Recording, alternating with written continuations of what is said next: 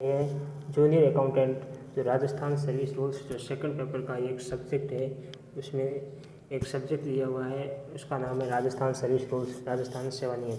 उसका आज पहला चैप्टर स्टार्ट करने जा रहे हैं, जो है इंट्रोडक्शन, जो परिचय है। ये इस चैप्टर में रूल्स नंबर 1 से लेकर के इसमें 6 तक रूल्स नंबर है, तो हम आपको बताएंगे। स्टार्ट से देखते हैं। राजस्थान सेवा नियम राज्य कर्मचारियों की सेवा शर्तों को नियमित करने के उद्देश्य से राजस्थान के राज्य प्रमुख द्वारा संविधान के अनुच्छेद 903 के परंतुक में दी गई शक्तियों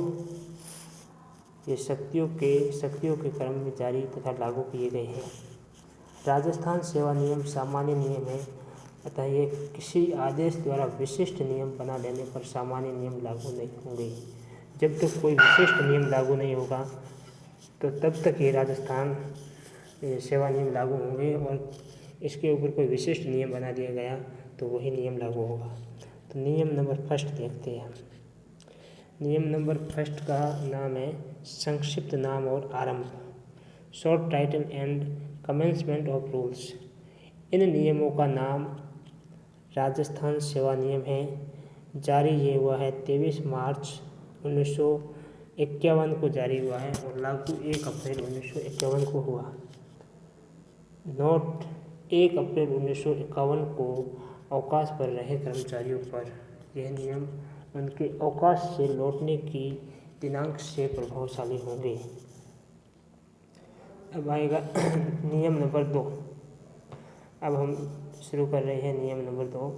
नियम नंबर 2 का नाम है प्रभावशीलता की सीमा, एक्सटेंट ऑफ एप्लीकेशन।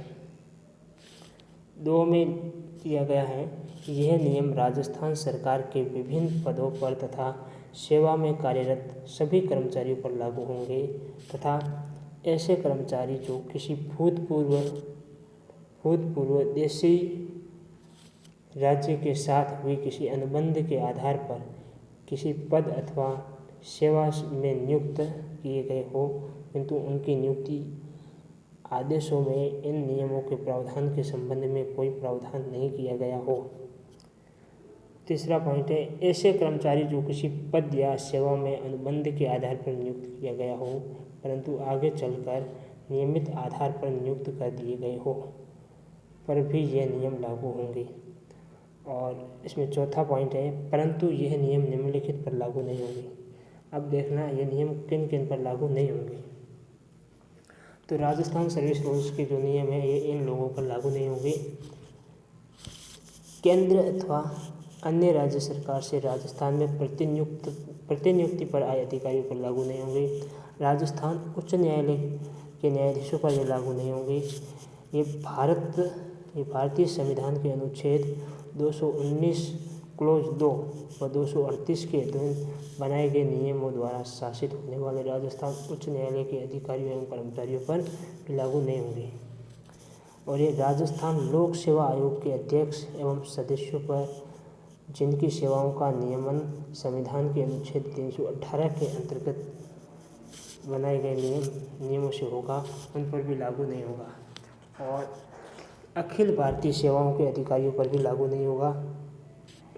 आकस्मिक निधि से भुगतान प्राप्त करने वाले व्यक्तियों पर भी लागू नहीं होगा।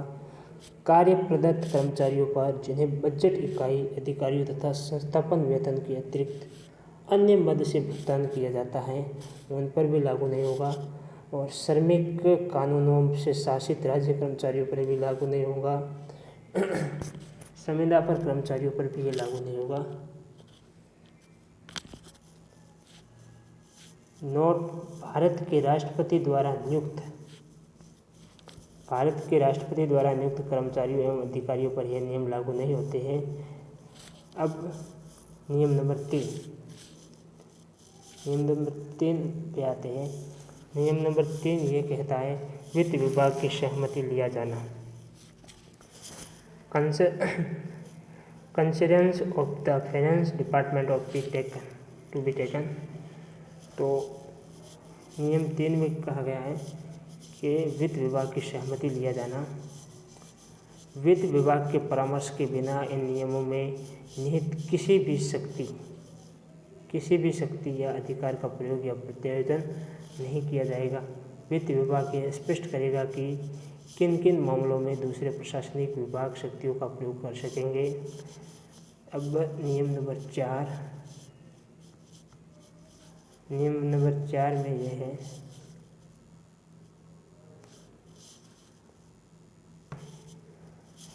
नियमों में परिवर्तन संशोधन करने की शक्ति, पावर ऑफ अल्टर और अमेंड। इन नियमों में परिवर्तन या संशोधन करना है तो उनकी शक्ति किसके पास है? तो इस नियमों में राज्य सरकार को यह शक्ति प्रदान की गई है कि वह आवश्यकता अनुसार न्यायोचित व युक्तियुक्त होने पर इन नियमों के प्रावधानों को विशिष्ट आज्ञा द्वारा शिथिल कर सकेगी। नियम 4 क राज्य सरकार वेतन, भत्ते, अवकाश और पेंशन संबंधी नियमों में समय समय पर संशोधन करने का अधिकार अपने पास सुरक्षित रखती है।